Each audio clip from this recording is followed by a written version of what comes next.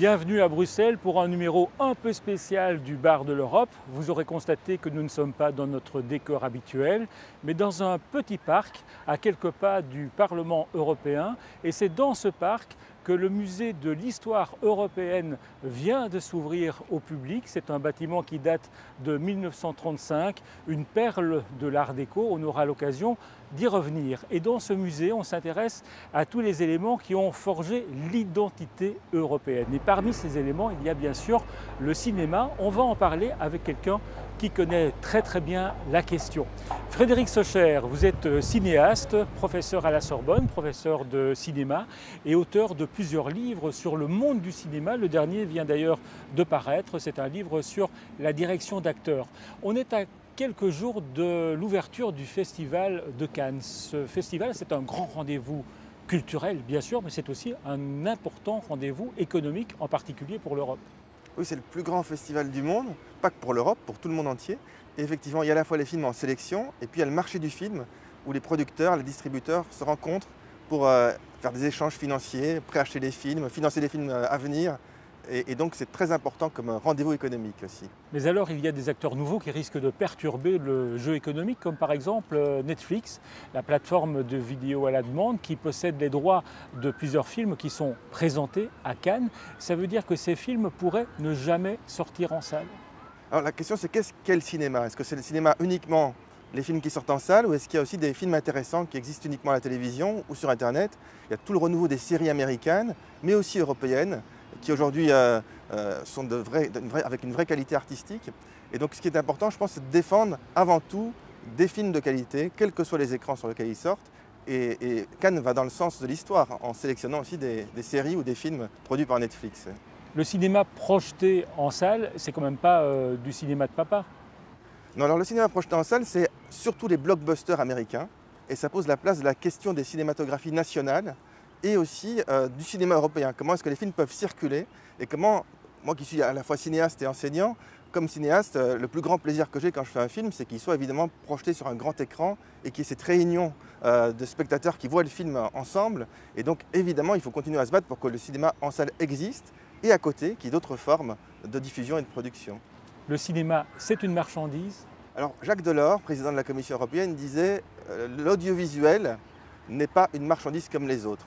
Et ça, c'est tout le débat de l'exception culturelle, c'est-à-dire l'idée que derrière le cinéma, il y a plus que le cinéma. Il y a une forme artistique, il y a un enjeu économique, mais il y a aussi la dimension culturelle. À travers les films, qu'ils soient bons ou mauvais d'ailleurs, il y a toujours une dimension culturelle qui passe à travers la langue, à travers les histoires, la manière dont on les raconte. Et c'est très important pour chaque pays de pouvoir avoir ses films, son cinéma. Sinon, il n'y a plus de culture s'il n'y a pas d'expression cinématographique à travers les films. L'exception culturelle, ça veut dire que l'Europe a le droit de subsidier ces films. Ça n'existe pas aux États-Unis. Pourquoi les Américains parviennent à faire des films sans subside et nous pas? C'est tout l'enjeu du débat qui existe depuis très longtemps. Les États-Unis sont un grand marché. Il y a un très grand nombre de spectateurs. Il y a beaucoup plus d'habitants aux États-Unis que dans chaque pays européen pris un à un. Et la langue commune de l'Europe n'est pas l'anglais. Donc chaque fois qu'on fait un film en français pour le cinéma français, en italien pour le cinéma italien, en espagnol, etc. Et donc il y a déjà la difficulté de la langue qui se pose.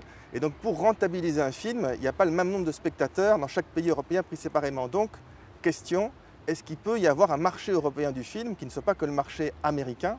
Puisque la réalité actuelle, c'est qu'il y a un cinéma européen qui existe, c'est un paradoxe, c'est le cinéma américain. Puisque globalement, chaque semaine, il y a essentiellement des films américains qui sont vus partout en même temps en Europe et très peu de films européens qui circulent dans l'ensemble des pays européens.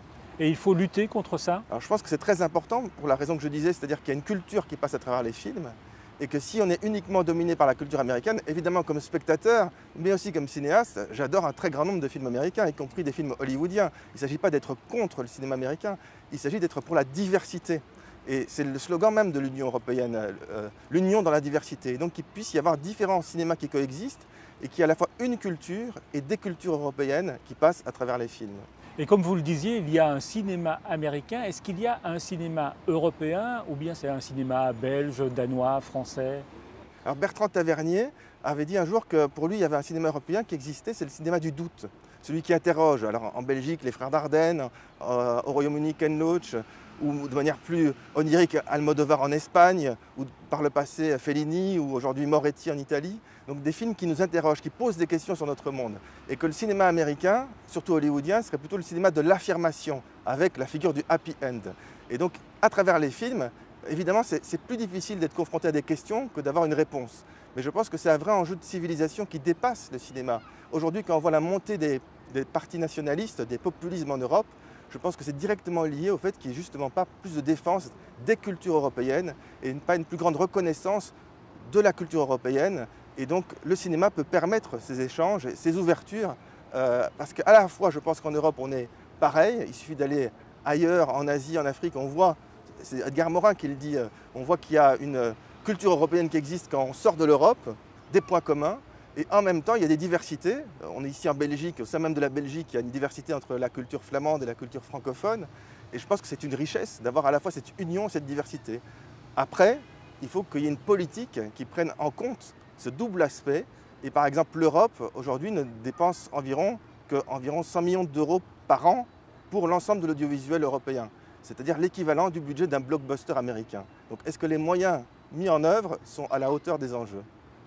Est-ce qu'il y a eu un complot dans l'histoire, un complot mené par Hollywood pour empêcher le cinéma européen de se développer après la guerre? J'avais fait un film au titre un peu provocateur volontairement qui s'appelait Hitler à Hollywood, parce que Hitler pour moi c'est le pire, et pas que pour moi d'ailleurs, le pire dictateur du XXe siècle, et Hollywood c'est le rêve du cinéma, donc la rencontre entre le rêve du cinéma et la dictature. Et le film est un faux documentaire, on mélange vrai et fiction, parce que dans la vérité, il y a eu effectivement des pressions américaines qui ont été faites, notamment au lendemain de la Seconde Guerre mondiale, avec le plan Marshall, pour, en contrepartie de l'aide des prêts accordés à l'Europe, que les films américains aient accès au marché européen. Parce que pour les Américains, le cinéma, c'est quelque chose d'essentiel pour défendre l'American Way of Life. À travers les films, ce n'est pas simplement l'industrie cinématographique qui existe, c'est aussi les automobiles, c'est aussi tous les produits qu'on voit, c'est aussi la manière de vivre.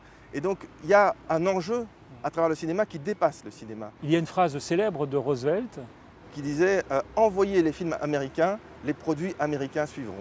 Alors Frédéric Socher, prenez une petite boule surprise avec une question surprise. Aujourd'hui, il n'y en a que deux, une rouge et une verte. Je vais prendre la rouge parce qu'il paraît que dans le cinéma, le vert porte malheur, même si on peut être écologiste par ailleurs. Et vous la lisez à haute voix et sans crainte. Alors, la question est, le cinéma a-t-il été inventé pour vendre des pop-corn? Alors, oui. Ça rejoint un peu la phrase de Roosevelt. Ça rejoint un peu la phrase de Roosevelt et à travers le cinéma, on peut vendre plein d'autres choses que le cinéma. Si on prend les blockbusters américains, il y a par exemple tous les produits dérivés qui vont exister. Parfois sur un film, il y a plus de 1000 produits dérivés qui existent. Et en même temps, je pense que le plus important dans le cinéma, ce n'est pas les produits dérivés, c'est l'imaginaire. Je pense qu'on a besoin d'imaginaire, on a besoin d'un imaginaire européen, on a besoin de se projeter dans des histoires. Et je pense que c'est un propre de l'homme qui dépasse la culture européenne. Dans toutes les civilisations, il y a des histoires, il y a des mythologies. Et ce besoin qu'ont les enfants d'ailleurs, très tôt, raconte-moi une histoire. Et donc c'est pour ça que c'est important qu'il y ait un imaginaire, des imaginaires qui puissent exister et qui soient européens. Merci Frédéric Socher d'être venu au Bar de l'Europe, de nous avoir raconté des histoires, mais pas de salade. J'espère.